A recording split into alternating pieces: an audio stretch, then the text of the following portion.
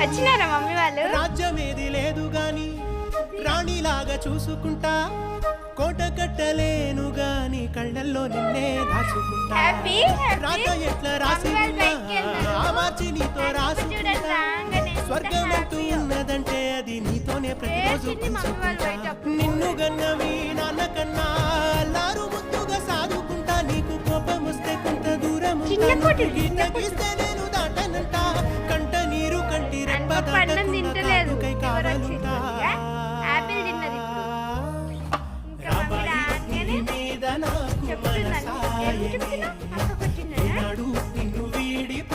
ఓ చిన్ని పుల్ల వచ్చింది మమ్మీ హన్ పాప చేసింది సైలెంట్ కొట్టుకుంది